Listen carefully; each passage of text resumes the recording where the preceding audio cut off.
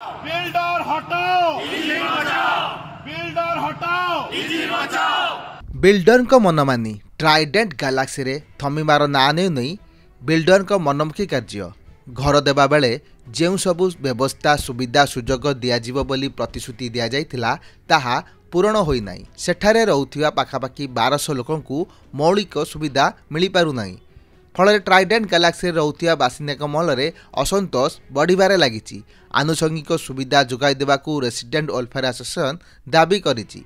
Resident welfare association रो सदस्य माने कहिसंती 10 वर्ष हैला प्रकल्प काम चलीथिले मध्य ता सरीबार ना धरु नाही। ट्रीटमेंट प्लांट ता भलो की काम करू ओवर सब आडे ओवर फ्लो हेलानी फेर ओवरफ्लो हेलानी फायर लिफ्ट एवं एम्बुलेंस जो गुड़ा सब कमिटमेंट होता से गुड़ा सब देनी एबे सबुठू बड़ प्रोब्लेम आमर गोटे सेफ्टी गेट सेकेंड गेट जो एग्जिट गेट दब बोली अंडरटेकिंग देछि सेटा करू। अंडरटेकिंग हिसाब रे जहा सुविधा दियाजिबा कथा ताहा ए जाए बिल्डर देई नाहंती। टीपीसीएल रो सीधा सड़क उपभोक्ता मध्य होई पारि नाहंती बोली सेटाकार लोक अभियोग करचंती।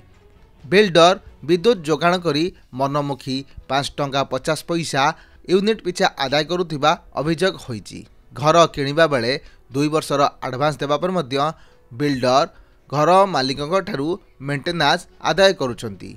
देखंतु हमर 10 वर्ष हला प्रोजेक्ट हमर केना हलानी एटा 19 मसिया रु हम डिलीवरी दिया हलानी किंतु ए पर्यंत प्रोजेक्ट कंप्लीट हेनी।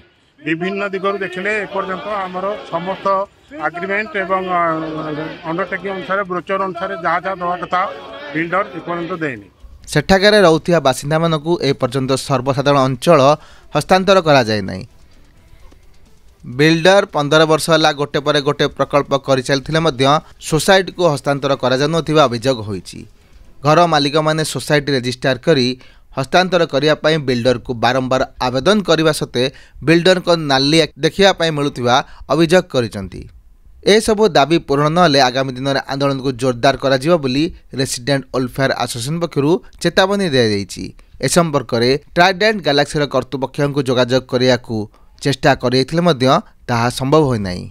ब्यूरो न्यूज समाज लाइव।